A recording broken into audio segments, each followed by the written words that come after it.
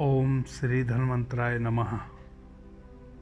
ओम श्री धन्वंतराय नमः। ओम श्री धन्वंतराय नमः। सभी मित्रों को मेरा प्रणाम। स्थागर औषधि चैनल पर सभी मित्रों का मैं स्वागत करता हूं। आज की हमारी चर्चा का जो विषय है वह है बार बार गर्भ का पतन हो जाना। यह एक बहुत ही दुखद परिस्थिति होती है जब किसी माता बहन को 2 महीने, 3 महीने, 4 महीने, 5 महीने, 6 महीने का गर्भपात हो जाता है। यह माँ के लिए और उस शिशु के लिए जो गर्भस्थ शिशु है, दोनों के लिए ही बहुत कष्टप्रद स्थिति होती है। आदरणीय मित्रों, ऐसे तो बहुत सारे कारणों से गर्भ का पतन हो जाता है। सबसे बड़ा जो कारण है वह है गर्भाशय की श्लेष्मिक कलाओं का कमजोर हो जाना। आज के समय में जब बहुत भाग दौड़ भरा हमारा जीवन हो गया है, सारी चीजें विषाक्त हो गई हैं। जिस वातावरण में हम रहते हैं, हवा, पानी और भोजन, सभी कुछ विषाक्त हो गया है। मनुष्य का मन भी पहले जैसा स्ट्रॉन्ग नहीं रहा है। मानसिक रूप से भी मनुष्य कमजोर हो गया है और शारीरिक रूप से भी मनुष्य कमजोर हो गया है।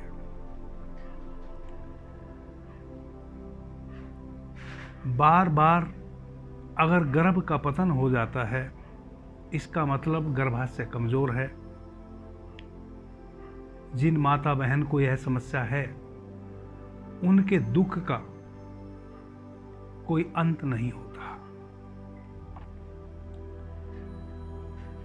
तो मैं आज कारणों पर नहीं जाऊंगा, क्योंकि कारण तो अनेक है। किसी भी कारण से गर्भाशय कमजोर हो गया है, किसी भी कारण से, अगर गर्भाशय कमजोर होने के कारण बार बार गर्भपात हो जा रहा है, तो उसके 2 कारण हैं। बार बार अगर गर्भपात हो जा रहा है तो उसके 2 कारण महत्वपूर्ण हैं। या तो गर्भाशय कमजोर हो गया है, या गर्भाशय में विष व्याप्त हो गया है। अब इन दोनों अवस्थाओं को होने में कारण बहुतेरे हो सकते हैं। हमें उन कारणों पर नहीं जाना है। मुख्य रूप से यह 2 अवस्थाएं होती हैं: गर्भाशय का कमजोर हो जाना और गर्भाशय में विष व्याप्त हो जाना। इन कारणों से बार बार गर्भस्थ शिशु अभी पिंड रूप में है, वह विषाक्त होने लगता है और गर्भाशय उसको संभाल नहीं पाता है। एक समय ऐसा आता है, गर्भाशय गर्भ धारण करने की शक्ति ही खो बैठता है और माताओं बहनों को बांझ रह जाना होता है। बार बार गर्भपात के कारण गर्भाशय की श्लेष्मिक कला इतनी कमजोर हो जाती है कि गर्भाशय गर्भ धारण करने की क्षमता ही खो बैठता है। वैसी स्थिति में एक बहन के लिए, माता के लिए, इससे बड़ी दुख की और कोई घटना नहीं हो सकती। एक स्त्री जब तक मां ना बने तब तक वह स्त्री नहीं है, तब तक वह पूर्ण स्त्री नहीं है। एक शिशु ही, जब एक शिशु को मां जन्म देती है तो केवल मां शिशु को जन्म देती है इतना भर नहीं है, वह शिशु भी मां को जन्म देता है। जब तक शिशु ने जन्म नहीं लिया था तब तक कोई स्त्री पूर्ण स्त्री नहीं थी, तब तक वह केवल मादा थी। मां को जन्म दिया है एक शिशु ने, मां ने शिशु को जन्म दिया है और शिशु ने एक मां को जन्म दिया है, और यह बड़ी सौभाग्यशाली घटना है। जिन माताओं बहनों के जीवन में यह सौभाग्य किसी कारण से भी छिन जाता है, उनका जीवन जीवित रहते ही मृत्यु समान हो जाता है। आज हम बहुत महत्वपूर्ण औषधि पे बात करेंगे जो किसी भी कारण से बार बार गर्भ का पतन हो जाना रुक जाए। आज जो औषधि मैं बताने जा रहा हूं, इस औषधि का 100% लाभ हुआ है। जिन्होंने भी इस औषधि का सेवन किया है उनको शुभ फल प्राप्त हुआ है। औषधि इस प्रकार है। सारीवादारिष्ट नाम से एक औषधि आती है, वह आपको किसी भी कंपनी की ले लेनी है। बैद्यनाथ, झंडू, ऊझा कंपनी की अगर मिल जाए तो सबसे बेस्ट है, नहीं तो फिर वैद्यनाथ की ना मिले तभी आप किसी अदर कंपनी की लेने की कोशिश करेंगे। सारीवादी घृत ले लेंगे 200 ग्राम, सारीवादी घृत लेना है। गर्भपाल रस ले लेना है।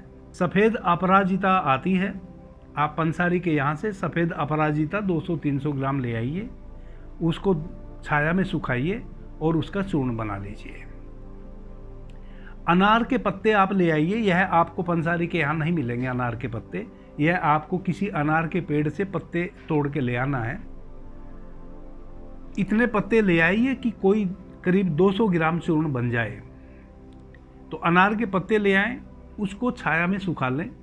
छाया में सुखाने के पश्चात उसका चूर्ण बना लें। 1 कप ताज़ा पानी ले लेना है, उसमें 4 चम्मच सारीवादारिष्ट जो औषधि आपने लिक्विड रूप में ली है उसके डाल लेना है। 2 ग्राम अनार के पत्ते का चूर्ण ले लेना है, जो आपने अनार के पत्ते एकत्रित किए हैं और छाया में सुखा के उसका जो चूर्ण बनाया है उसमें से 2 ग्राम चूर्ण ले लेना है। 2 ग्राम सफ़ेद अपराजिता की जो छाल आप पंसारी के यहाँ से लाए हैं उसको जो आपने सुखा के पीसा है, 2 ग्राम उसकी छाल का चूर्ण ले लेना है। सुबह, दोपहर और रात्रि 2 ग्राम सफ़ेद अपराजिता की छाल का चूर्ण, 2 ग्राम अनार के पत्ते का चूर्ण, सारीवादारिष्ट जो पीने की दवाई है उसमें से 4 चम्मच 1 कप ताज़ा पानी में डाल के उसी के साथ इन दोनों चूर्ण को ले लेना है। इस प्रकार से आपको 3 टाइम यह औषधि लेनी है। गर्भपाल रस औषधि की 4 टैबलेट को बारीक पीसेंगे। 1 ग्राम फल घृत और 1 ग्राम सारीवादी घृत, दोनों जो घृत आपने स्टोर से लिए हैं, दोनों घृत में से 1-1 ग्राम घृत यानी कि घी लेंगे। 4 टैबलेट गर्भपाल रस की लेंगे, उसको बारीक पीसेंगे और उस घी में मिलाकर सुबह खाली पेट, रात्रि में सोने के समय उसको चाट लेना है। इस प्रकार से जिन माताओं बहनों का गर्भाशय कमजोर हो गया है, बार बार गर्भपात हो जा रहा है, कई बार गर्भाशय का मुंह योनि में आ जाता है, बाहर दिखाई देने लगता है, ऐसा भी होता है, गर्भाशय अपना स्थान छोड़ देता है और वह योनि द्वार में आ जाता है। वैसी सभी अवस्थाओं में आप इस औषधि का सेवन करें। 2 माह तक आप इस औषधि का सेवन करें। 2 माह पश्चात अगर गर्भधारण होता है तो बाकी सभी औषधियों को छोड़ दें। सारीवादी घृत और फल घृत, दोनों जो घृत हैं उसमें से 1-1 ग्राम घृत लेवें और 4-4 टैबलेट सुबह शाम गर्भपाल रस की लेवें। 8वें महीने तक, 8वें महीने के गर्भकाल तक केवल फिर इन 3 औषधियों का सेवन करें। किसी भी कीमत पे गर्भ का स्राव नहीं हो सकता है। बिना किसी डॉक्टर की सहायता के गर्भ का सारा पोषण माता के गर्भ में हो रहा होगा, गर्भस्थ शिशु का सारा पोषण माता के गर्भ में हो रहा होगा। बिना किसी डॉक्टर की सहायता से सही समय पे शिशु का जन्म होगा और इस बीच में किसी भी प्रकार का कोई समस्या गर्भस्थ माता को नहीं आने वाली है। जैसे बार बार पेट में गैस बन जाना, खट्टी मीठी ढकारे आना, पेट का फूल जाना,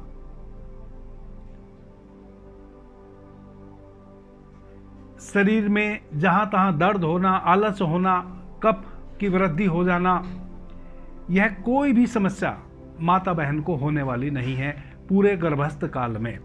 और कितना भी डॉक्टरों ने हाथ खड़े कर दिए हों कि अब गर्भाशय को स्वस्थ नहीं किया जा सकता,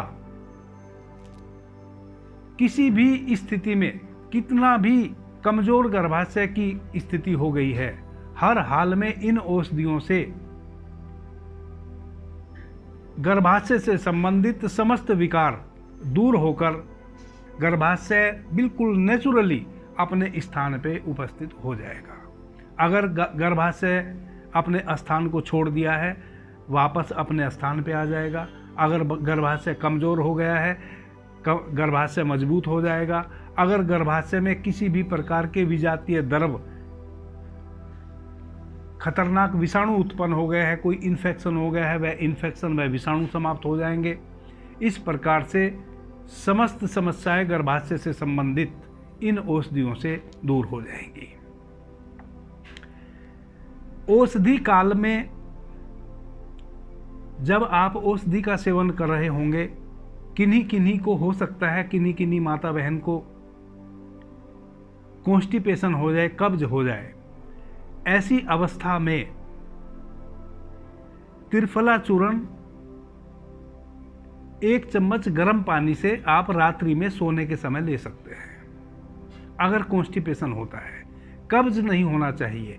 अगर थोड़ा भी कब्ज हो जाएगा तो औषधि डाइजेस्ट नहीं होएगी। औषधि डाइजेस्ट नहीं होएगी तो अपना काम नहीं कर पाएगी। अभी के लिए इतना ही। आपने मुझे ध्यान से, प्रेम से सुना, उससे मैं बहुत अनुग्रहित हूं। सभी को मेरा प्रणाम। जय श्री राम।